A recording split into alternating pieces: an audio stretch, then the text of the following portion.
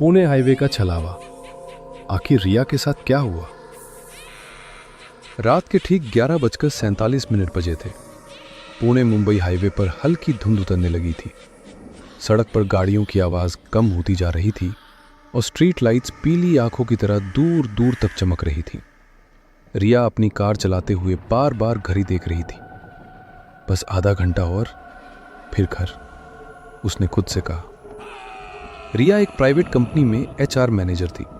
उस दिन ऑफिस में देर हो गई थी। मोबाइल में माँ के 6 मिस्ड कॉल्स थे, लेकिन नेटवर्क कमज़ोर होने के कारण कॉल नहीं लग पा रही थी। हाईवे पर चलते चलते उसे अचानक अजीब सा एहसास हुआ, जैसे कोई उसे देख रहा हो। उसने रियर व्यू मिरर देखा, पीछे सिर्फ अंधेरा था। ओवर थिंक मत कर रिया, उसने खुद को समझाया। लेकिन अगले ही पल कार का रेडियो अपने आप चालू हो गया। यह आवाज़ रिकॉर्ड से नहीं है। रिया चौंक गई। उसने रेडियो बंद किया, लेकिन दिल की धड़कन तेज हो चुकी थी। हाईवे का वो हिस्सा जहां लोग रुकते नहीं, पुणे हाईवे का एक हिस्सा ऐसा था जिसके बारे में टैक्सी ड्राइवर तक कहते थे, मैडम उस रोड पर रात में गाड़ी मत रोकना, चाहे कोई कितना भी मदद मांगे। रिया को यह सब अंधविश्वास लगता था, लेकिन आज सब कुछ अलग था।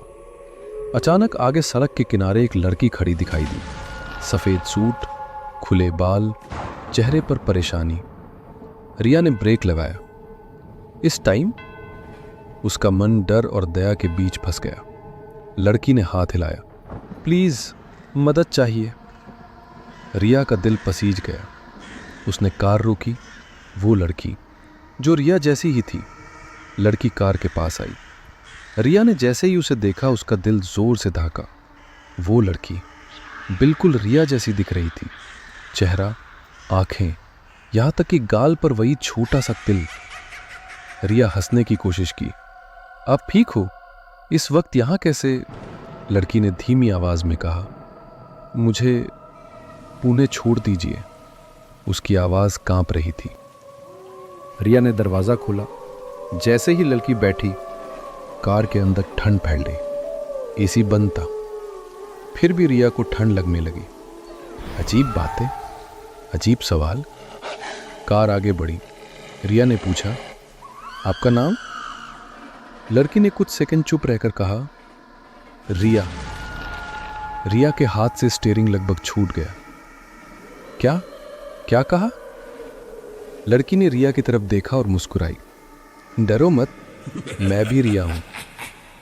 अब रिया का दिल तेजी से धड़कने लगा था। उसने फिर रियर व्यू मिरर देखा। पीछे कोई सड़क नहीं थी, सिर्फ काला साया। सच जो सुनना नहीं चाहिए था। रिया ने घबरा कर कहा, आप मजाक कर रही हैं ना? लड़की की मुस्कान गायब हो गई। मैं मजाक नहीं, उसने कहा, मैं तुम्हारा अतीत हूं। कार अचानक अपने आप रुक गई। इंजन बंद, मोबाइल नो सर्विस, चारों तरफ सन्नाटा। लड़की ने धीरे धीरे बोलना शुरू किया। 3 साल पहले इसी हाईवे पर एक लड़की की एक्सीडेंट में मौत हुई थी। उसकी बॉडी कभी नहीं मिली। लोग कहते हैं वो छलावा बन गई। रिया की आंखों में आंसू आ गए। ये सब बकवास है। लड़की ने अपनी गर्दन मोड़ी 180 डिग्री। वो लड़की मैं थी।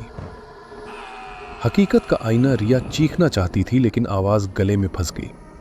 लड़की बोली, तुम्हें याद नहीं क्योंकि तुम बच गई थी। फ्लैशबैक की तरह यादें लौटी। 3 साल पहले रिया अपनी फ्रेंड के साथ इसी हाईवे से जा रही थी। तेज रफ्तार, फोन पर हंसी, एक पल की लापरवाही। एक लड़की ने मदद मांगी थी। रिया ने कार नहीं रोकी। अगले ही मोड़ पर एक्सीडेंट हुआ।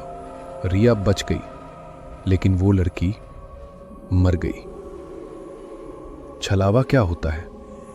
लड़की बोली, छलावा आत्मा नहीं होती, वो अधूरा सच होती है। वो दर्द होती है जिसे कोई सुनता नहीं। रिया रो पड़ी। मुझे माफ कर दो प्लीज। लड़की ने हाथ बढ़ाया। जैसे ही उसने रिया का हाथ पकड़ा, चारों तरफ चीखों की गूंज फैल गई। हाईवे, खून, टूटी हुई कारें, रिया बेहोश हो गई। अगली सुबह सुबह 6 बजे हाईवे पुलिस को एक कार मिली।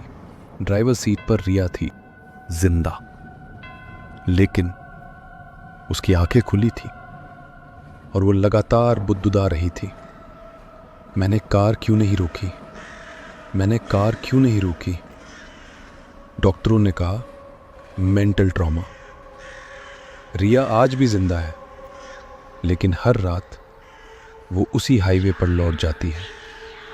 आज भी अगर आप पुणे हाईवे पर रात 12 बजे के बाद सफ़र करें और सड़क किनारे एक लड़की सफ़ेद कपड़ों में मदद मांगे, तो याद रखिए, गाड़ी मत रोकिए, क्योंकि हो सकता है वो कोई और नहीं, आपका ही छलावा हो।